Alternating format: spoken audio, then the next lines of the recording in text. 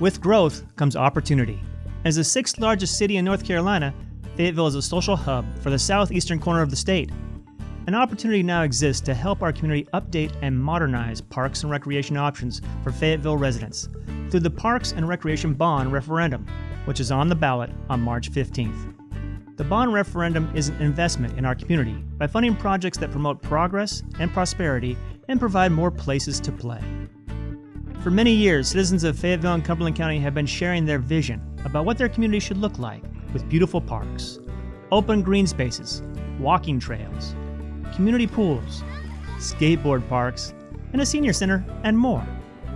Based on citizen input from hundreds of interviews, meetings, and surveys, the Fayetteville-Cumberland County Parks and Recreation Department created a master plan in 2006, identifying over $85 million worth of projects needed to meet the basic needs of our community. Some of which have already been accomplished, but most of these projects remain unbuilt. The master plan represents the hopes and dreams of our citizens to create a beautiful and vibrant city with places to play, walk, exercise, gather, and enjoy. Towards realizing that dream, the Fayetteville City Council approved placing the bond referendum on the ballot for consideration on March 15, 2016. The bond would pay for proposed projects such as expanding services and amenities at existing parks, building splash pads where children can safely play in the water, a Cape Fear River Park to provide recreational access to the river and spur economic development along the Cape Fear, skateboard parks to provide children and young adults a safe alternative to skating on our sidewalks, roads, and parking lots, a sports field complex to attract sports tournaments to our community, a modern tennis center that will attract tennis players from across North Carolina, and senior centers where senior citizens can stay active and engaged. The projects in the master plan have been strategically placed around the city to best benefit all the residents of Fayetteville. But as with any large undertaking, there are a lot of questions. Why should we build or upgrade our parks and facilities? Why should we do it now? How much will this cost me? Why create or improve our parks? Our population is growing, and with it, so is the demand for programs and facilities. Since 2000, Fayetteville has experienced a more than 65% increase in population. This is nearly 4 times the average population growth for other North Carolina cities. While Parks and Recreation is doing everything it can to keep up, this area's growth is placing more demands on these facilities every day. We were not keeping pace in 2006, and we are even farther behind today. For instance, Fayetteville only has one small, antiquated senior center. Many parts of the city don't have a nearby park or green space at all. In comparison, we fall far behind other North Carolina cities and far behind the minimum recommendations set by the National Recreation and Parks Association.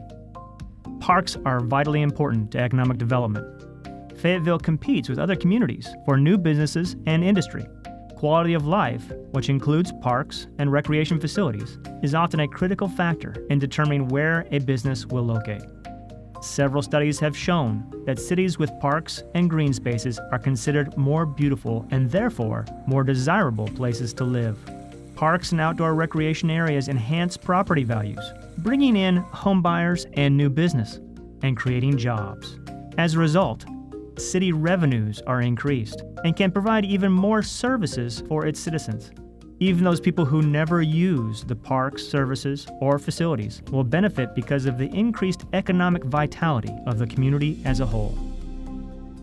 Parks can provide measurable mental and physical health benefits for children and adults. Urban parks provide direct contact with nature, help sustain a cleaner environment, and offer opportunities for physical activity and social interaction. Scores of studies have shown that physical activities, such as those available in parks and recreation centers, help to increase fitness levels.